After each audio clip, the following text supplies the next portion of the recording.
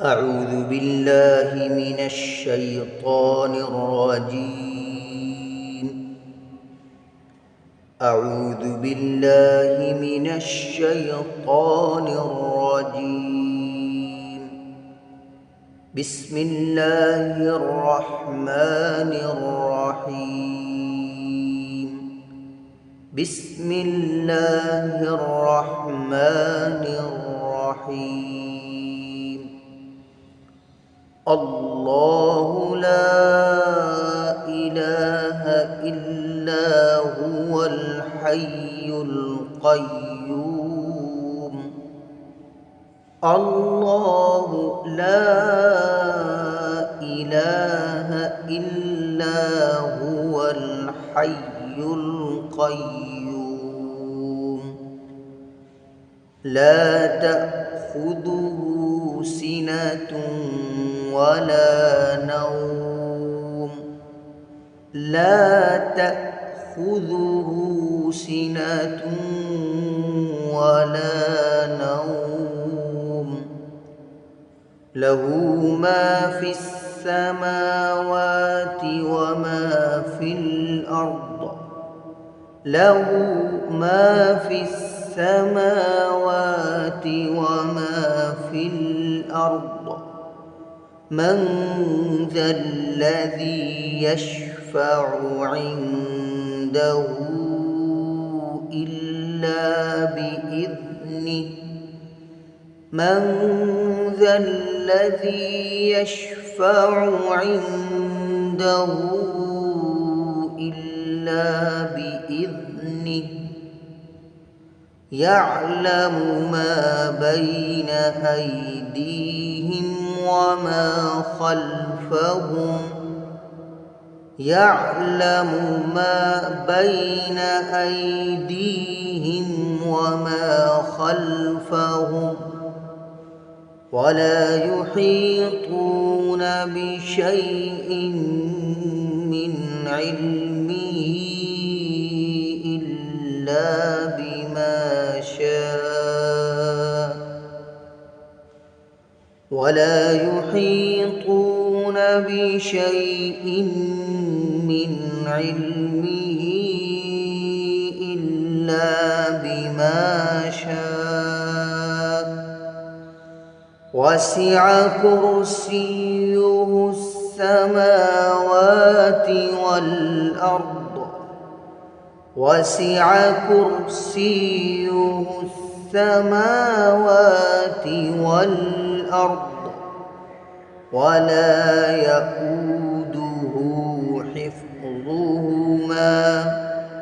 ولا يئوده حفظهما وهو العلي العظيم. وهو العلي العظيم. صدق الله العظيم. तर्जुमा। अल्लाह के सिवा कोई इबादत के लायक नहीं। वो हमेशा ज़िंदा रहने वाला है, सारे आलम को अपनी तदबीर से कायम रखने वाला है। न उसको ऊँघ आती है न नींद। जो कुछ आसमानों और ज़मीनों में है सब इसी का है। कौन ऐसा शख्स है जो इसके सामने उसकी इजाज़त के बग़ैर सिफारिश कर सके। जो कुछ मखलूक़ात के सामने हो रहा है या हो चुका है और जो कुछ इनके बाद होने वाला है वो सब जानता है, और उसकी मालूमात में से किसी चीज़ का भी इहाता नहीं कर सकते मगर जिस कदर वो चाहे। और उसकी कुर्सी यानी कि सल्तनत और हुकूमत तमाम आसमानों और ज़मीनों को मुहीत है, और इस पर उन दोनों यानी ज़मीन व आसमान की हिफाजत हरगिज़ दुश्वार नहीं। वही सबसे बुलंद रुतबा बड़ी अज़मत वाला है।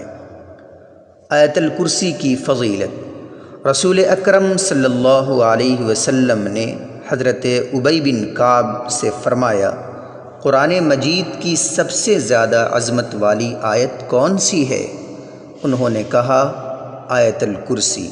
نبی کریم صلی اللہ علیہ وسلم نے اپنا مبارک ہاتھ ان کے سینے پر رکھا اور فرمایا واللہ تجھے یہ علم مبارک ہو۔ آیت الکرسی کے فائدے۔ نمبر 1، رات کو سونے سے پہلے آیت الکرسی پڑھنے والے کے لیے اللہ ایک محافظ یعنی کہ نگراں مقرر فرما دیتے ہیں، اور رات بھر شیطان بھی اس آدمی کے قریب نہیں آ سکتا۔ نمبر 2، ہر نماز کے بعد آیت الکرسی پڑھ لینے والے شخص اور جنت کے درمیان صرف موت کا فاصلہ ہے۔ نمبر 3، آیت الکرسی کی زبان اور 2 ہونٹ ہیں جس سے یہ عرش کے پائے کے پاس رب کی تقدیس اور پاکیزگی بیان کرتی ہے۔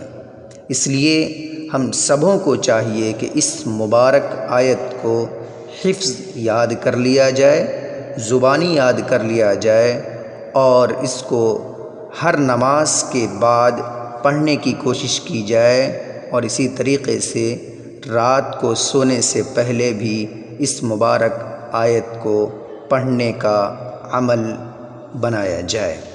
السلام علیکم ورحمۃ اللہ وبرکاتہ۔